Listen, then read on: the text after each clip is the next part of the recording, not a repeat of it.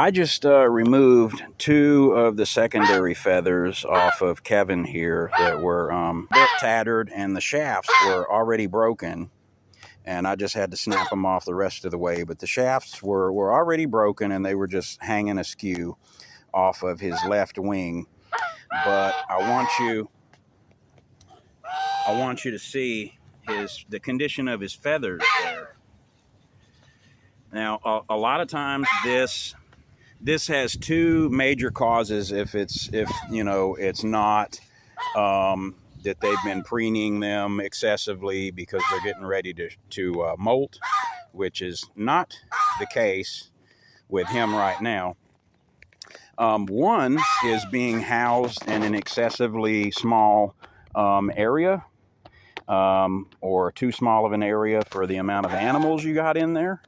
And they're, brushing up against the walls and each other, and they don't have enough room to really spread their wings and preen and all that kind of stuff. So excessively small housing, their feathers will get beat up like that.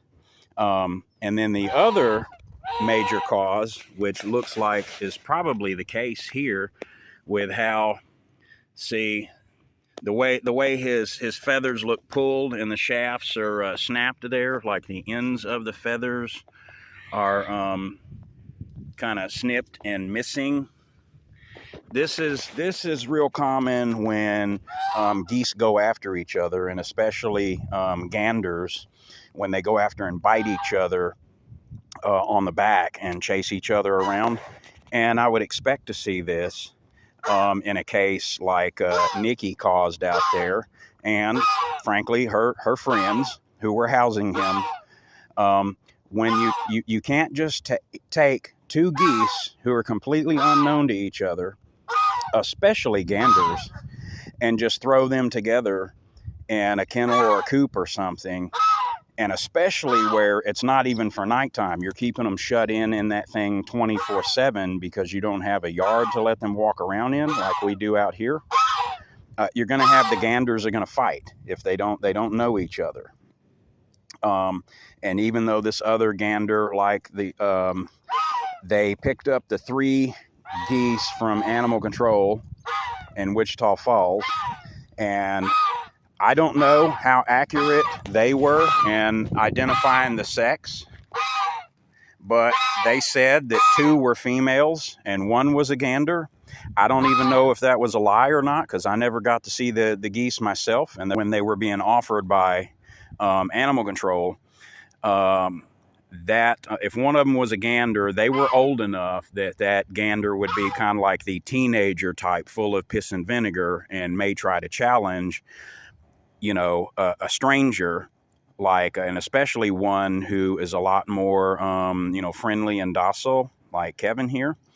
I would expect a young teenager type gander to maybe fight with him, especially if you're throwing them together in a fucking shed, which, and then leaving them there. We're not even talking about nighttime accommodations. We're talking about, she told me, that's where they were being like the whole time they were being kept in this shed.